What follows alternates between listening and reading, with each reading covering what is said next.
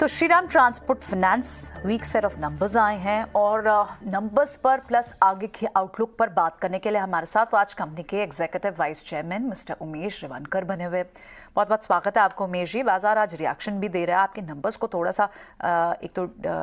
सा डिटेल में डिस्कस करते हैं क्योंकि आपने जो Q4 की फिगर्स बताई हैं उसमें ऑफकोर्स मर्जर का भी एक इम्पैक्ट है।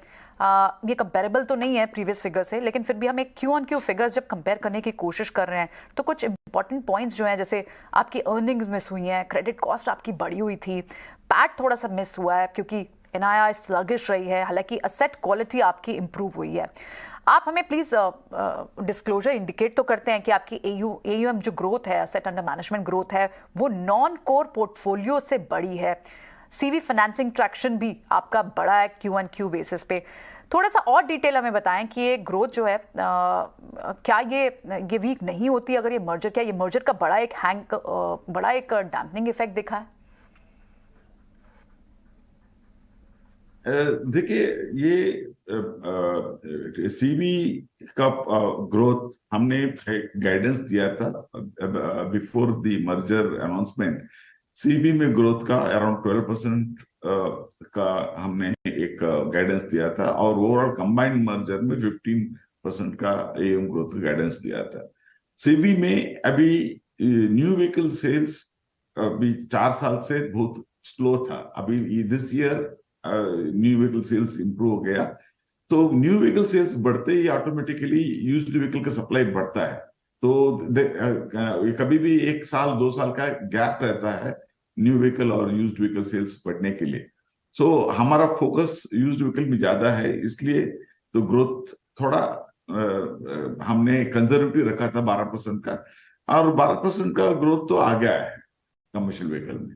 ओके, ठीक है। तो आपका कंजर्वेटिव व्यू पहले ही था और उतना आपने अचीव भी किया। It is always good to be conservative and deliver more. लेकिन उमेश जी, क्योंकि आपका जो असेट अंडर मैनेजमेंट AUM का जो मेजर पोर्शन है वो रिटेल एरिया से जाता है और उन्हें इम्पैक्ट पड़ता है अगर ब्याज की दरें बढ़ती हैं। तो इस कॉन्टेक्स्ट को अगर आप देखें तो आप आगे AUM गाइडेंस हमें क्या देना चाहेंगे? देखिए, कमर्शियल ट्रांजैक्शन में ये इंटरेस्ट रेट बढ़ने से ज्यादा फर्क नहीं होता क्योंकि इकोनॉमिक एक्टिविटीज ज्यादा है और बिजनेस में प्रॉफिटेबिलिटी ज्यादा है, वायबिलिटी ज्यादा है, तो ऑटोमेटिकली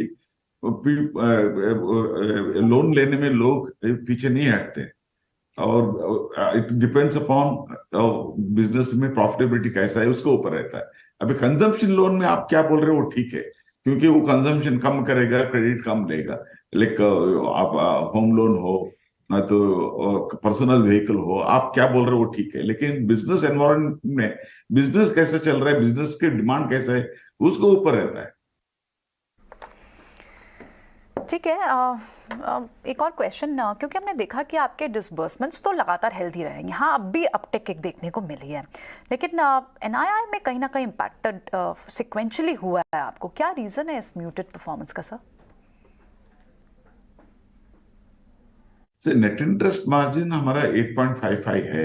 आप NII की बात कर रहे हैं तो NII में थोड़ा द इंटरेस्ट लेंडिंग क्या होता है, लास्ट क्वार्टर में, क्वार्टर एंड में ज्यादा लेंडिंग होता है, इसलिए डिसबर्समेंट ग्रोथ ज्यादा है, फिर भी इंटरेस्ट इनकम एक्रू नहीं होता इमीडिएटली, इसका वजह से थोड़ा फ्लैट दिखता है। ओके, ठीक है। बहुत बहुत शुक्रिया उमेश जी आज समय देने के लिए और रिएक्शन देने के लिए नंबर्स के बाद का। बहुत बहुत शुक्रिया 18 आवर्स स्वदेश से बात करने के लिए। चलिए, तो ये उमेश जी थे जिनसे हम बात कर रहे थे श्रीराम फाइनेंस के, तो मर्ज एंटिटी है श्रीराम फाइनेंस के, मैनेजमेंट हमसे बात कर रहे थे और नंबर्स बता रहे थे कि किस वजह से थोड़ा सा NII मिस हुआ है, लेकिन बाजार इतना क्लियर रिएक्शन दे रहा है 6%, क्योंकि ये हाई बीटा ग्रोथ कंपनी है, डिस्बर्समेंट इनके हमेशा स्ट्रॉन्ग रहे हैं, व्हीकल फाइनेंसर मेजरली इसे देखा जाता है, प्योर प्लेस में CV सेगमेंट का ज़्यादा आता है, तो बाजार इसे एक वैल्यू हमेशा, प्रीमियम हमेशा देता था, और अब जब थोड़ा सा भी नंबर मिस हुए तो बाजार उस पर डिसअपॉइंटमेंट भी दे रहा है।